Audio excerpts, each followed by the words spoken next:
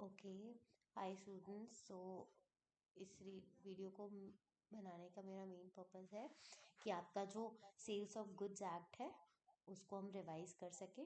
तो it will be like a quick revision for all the relevant topics in the this act which belongs from which is from business law subject first year BCom programme and honour students के लिए। ठीक है।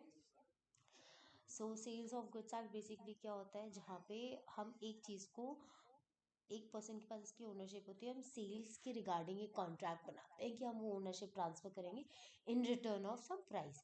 तो क्या क्या essential confidence हो गए, दो पार्टीज होंगी, एक गुड्स ट्रांसफर होगा, कोई सर्टेन स्पेसिफिक गुड्स होगा, प्राइस होगा, अग्रीमेंट होगा एंड देन ट्रांसफरेबल होगा।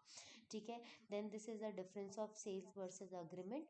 तो सेल्स बेसिकली क्या होता है, executed contracts, agreement to sales होते हैं एग्जीक्यूटरी कॉन्ट्रैक्ट्स। ठीक है।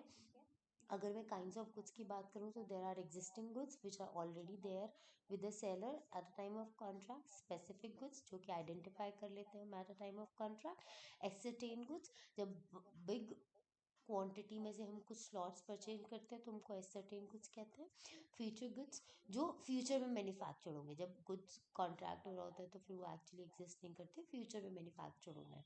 कंटिजेंसी गुड्स जिनकी सेल्स डिपेंड करती है ना फ्यूचर इवेंट, जैसे कि अगर फ्यूचर में मेरी सेल्स 5 करोड़ से ज़्यादा हुई तो मैं आपके प्राइस जो रॉ मटेरियल है वो 20% एक्स्ट्रा मंगाना शुरू कर दूंगा। तो रॉ मटेरियल का demand will be depend upon the sales of future goods.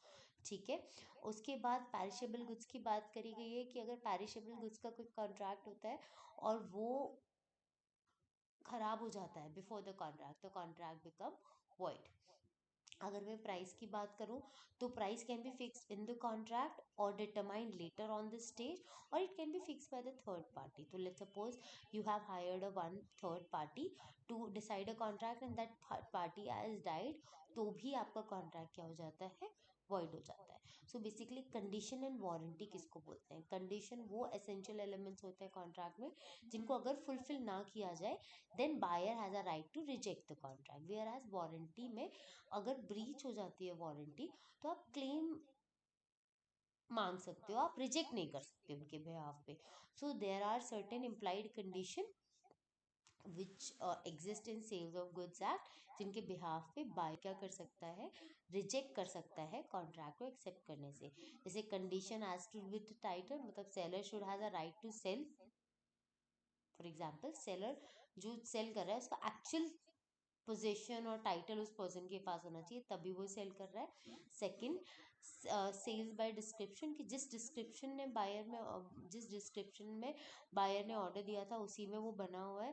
Third, sales bye sample कि अगर कोई सेल्स सैंपल के थ्रू हुई है तो ये मान के चलते हैं कि जो एक्चुअल प्रोडक्ट डिलीवर हुआ है वो सैंपल के बल्क ऑफ प्रोडक्ट डिलीवर हुए सैंपल के बिहाफ पे ही है। Then merchantable quality that it should be fit for the ordinary use. And last आपकी इम्प्लाइड कंडीशन क्या है, फिटनेस फॉर द पर्पस। तो मतलब if a buyer tells the purpose and relies to the seller it must be fit for the particular purpose. अब now transfer of ownership मतलब basically goods are, कब हम transfer करते हैं ownership को, when goods are specific, it's in a deliverable state and it is identified by the delivery. ठीक है।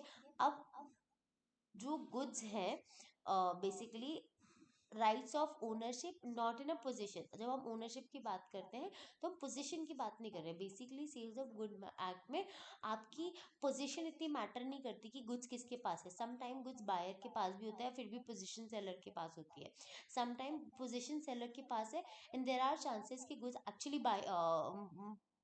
Goods actually buyer के पास है। तो बेसिकली पोजीशन इंपॉर्टेंट नहीं है, ओनरशिप इंपॉर्टेंट है कि ओनरशिप किसके पास है। तो ओनरशिप कब ट्रांसफर होती है, then good has to be a specific and identified at a point of time. उसके बाद good must be in a deliverable state. ठीक है। लेट्स सपोज कोई फ्रिज है, वो डिलीवरी हो सकती है लेकिन इंस्टॉलेशन का काम बाकी है तो अभी वो डिलीवरेबल स्टेट में नहीं है। ठीक है। Third, good must B identify for the delivery. It must B basically आपको पता होना चाहिए कि ये डिलीवरी है, यहाँ पे उसको आइडेंटिफाई करना है। ठीक है। उसके बाद transfer of title by the non owner. So simply क्या होता है, देखो एक रूल है, I am the owner and I am going to transfer that product. ये सिंपल रूल है। लेकिन कई बार इस सिंपल रूल के कुछ एक्सेप्शंस हैं, जहाँ पे जो सेल है जो उस पर्टिकुलर प्रोडक्ट की, वो रियल ओनर नहीं कर रहा है। तो क्या क्या एक्सेप्शंस है? First, when sales by a merchant agent, तो क्या क्या कंडीशन है? It has to be with the owner's consent, act is ordinary course of business, and buyer purchase in a good faith। good faith मतलब कि buyer ये assume करके ही खरीद रहा है कि ये तो मैं इस दुकान से ले रहा हूँ।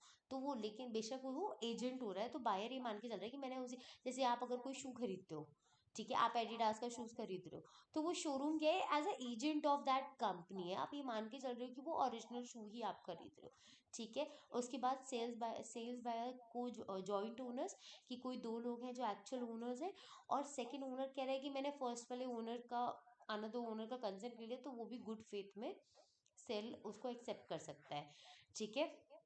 Sales under voidable contract, if the contract obtained by the fraud influenced but not yet result, तो buyer can get goods का title। So basically, uh, A gets the goods from B by threatening him before A cancelled contract। Before B cancel the contract, A sells the goods। अच्छा, अब basically क्या होता है, आपको पता है voidable contract क्या होते हैं? वॉइडेबल कॉन्ट्रैक्ट होते हैं कि उनका वॉइड होना ना होना सेकंड पर्सन पार्टी जो है उसके हैंड में होता है। जैसे कि ए ने कोई प्रोडक्ट है, बी को सेल किया है, तो बेशक थ्रेटनिंग में सेल किया है, तो वो कॉन्ट्रैक्ट कब तक वैलिड है? जब तक बी उसको रिटेलिएट नहीं करता, ठीक है। तो लेट्स सपोज मैंने आपको सेल कर दिया, मैंने आपसे खरीद दिया ज़बरदस्ती, डर के मारे, आपने उसको रिटेलिएट नहीं किया, फिर मैंने सी को जाके उसको सेल कर दिया, तो अब वो, मैं एक्चुअल ओनर नहीं था बट फिर भी मैंने सेल कर दिया, तो गुड्स जो है सी के पास रहेगा, क्योंकि उसने गुड फेथ में खरीदा कि ये ए का ही प्रोडक्ट है, ठीक है। Buyer in a position after sales of agreement, अगर मान लो एक सेल अग्रीमेंट हुआ था सिंपल, कि मैं आपको 6 महीने बाद उसको बेच दूंगा, अभी के लिए तुम ले जाओ, अभी बिका नहीं है, लेकिन बायर ने क्या किया, उस पोजीशन को फर्दर उसने सेल आउट कर दिया, तो इन अ गुड फेथ जब उसने सेल आउट कर दिया, तो जो नया ओनर है प्रोडक्ट का, प्रोडक्ट उसके पास रहेगा, और जो एक्चुअल जिसने सिर्फ अग्रीमेंट किया था वो सू कर सकता है, ठीक है। इस्टॉपेल मतलब क्या होता है? Owners conduct create the belief. So basically आपका जो एक्टिविटी था वो इस फॉर्म में था कि बायर को लगा यू आर द ओनर, और उसने इस गुड फेथ में उस प्रोडक्ट को आपसे खरीद लिया है, तो भी प्रोडक्ट आपके पास ही रहेगा, ठीक है। उसके बाद performance of a contract. So performance में बेसिकली क्या होता है, हम कब बोलते हैं कॉन्ट्रैक्ट जब फॉर्म हो गया है, जब उसकी एक्चुअल डिलीवरी हो जाए एंड देन पेमेंट हो जाए।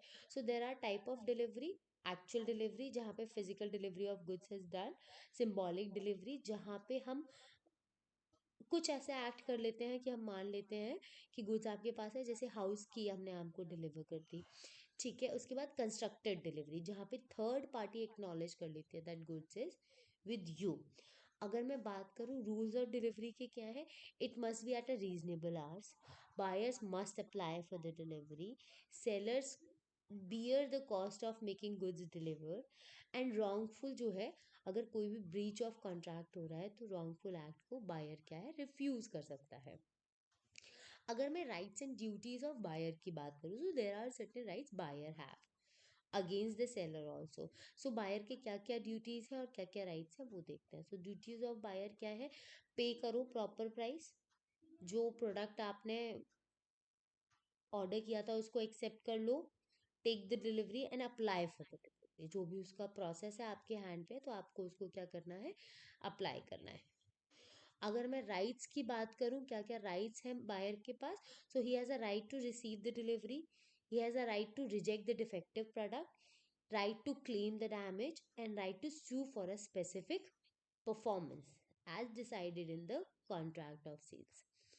अगर मैं अनपेड सेलर की बात करूं, मतलब कौन हो गया अनपेड सेलर? वो लोग जिनको या तो पैसा नहीं मिला कंप्लीटली, या कोई चेक मिला जो क्या कहते हैं, डिसऑन्ड हो गया, या फिर कोई भी नेगोशिएबल इंस्ट्रूमेंट मिला जिसके थ्रू उनको पेमेंट नहीं हुई, उसको बोल रहे हैं हम unpaid sellers. So there are certain rights. तो कुछ राइट्स हैं जो अगेंस्ट गुड्स है, तो अगेंस्ट गुड्स सेलर के क्या क्या राइट्स हैं? Right of lien. Right of lien में क्या होता है कि अगर उसके पास गुड्स है और उसको प्रॉपर प्राइस नहीं मिला है तो वो उसको अपने पास रख सकता है ओनरशिप को, और रिजेक्ट कर सकता है उसको ट्रांसफर करने के लिए, तो उसको बोलेंगे राइट ऑफ ल्यू। अगर स्टॉपेज इन ट्रांजिट मतलब कि अगर प्रोडक्ट इन ट्रांजिट है तो और उसको लगता है कि उसकी फुल पेमेंट नहीं हुई है तो वहाँ पे भी उसको स्टॉप कर सकता है। Then right of resale. तो sometime products is in a perishable condition, और हम कहें प्रोडक्ट इस स्टेट में होता है कि 2 महीने तक ही उसका सेल आउट होना है, then he has a right to resale also if buyer refuse to accept और रिफ्यूज टू पे। अब राइट्स अगेंस्ट बायर क्या है, सेलर के राइट्स क्या है? So he can sue for the price, he can sue for the damage, and then he can sue for the cancellation also। ठीक है, तो अनपेड सेलर के राइट्स यहाँ पे फर्दर मैंने एक्सप्लेन किया हुआ है, मतलब सिर्फ आपके लर्निंग पर्पज से कि राइट अगेंस्ट गुड्स क्या है, कि बेसिकली अगर आपके पास है ल्यू, मतलब अगर आपके पास है तो आप उसको मना कर दो, नहीं देना है स्टॉपेज, अगर इन अ प्रोसेस है तो रोक दो, एंड वापस बुला के उसको रीसेल करने का राइट है। अगेंस्ट बायर क्या क्या है? प्राइस मांग लो, डैमेज मांग लो, या फिर sue for the cancellation and reputation damage. ठीक है, अब ऑक्शंस ऑफ द सेल क्या होता है? सो बेसिकली ऑक्शन मतलब public sale where goods sold at a highest bid.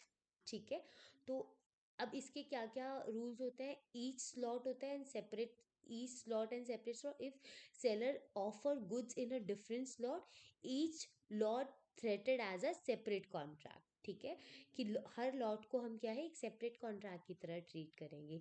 Sales complete at a fall of all the hammer, मतलब till the hammer falls bidder can withdraw his bids। so basically वो जो hammer bid करते हैं ना, उसके पहले आप उसको विड्रॉ कर सकते हो अगर आपको अपनी बिड आपको लगता है आपने ज़्यादा कर दी है तो। ठीक है, right to reserve the price, तो you can reserve, seller can mix the minimum price, seller can fix the minimum price. If highest bid is lower, seller can may refuse also. So seller's right to bid with the notice, if auction notice states seller may bid, then seller can place a bid। okay, and उसके बाद ship of bidding is illegal, basically seller appoints fake bidder। अगर आप कोई fake bidder appoint करते हो तो वो एक इनलीगल कंसिडर किया जाता है। Then knockout agreements, buyer agree amongst themselves not to compete, तो वो भी एक तरीके से illegally treat होता है। So these are the all important topic you have in Sales of Goods Act. I hope it's helpful before your exam. Thank you, students.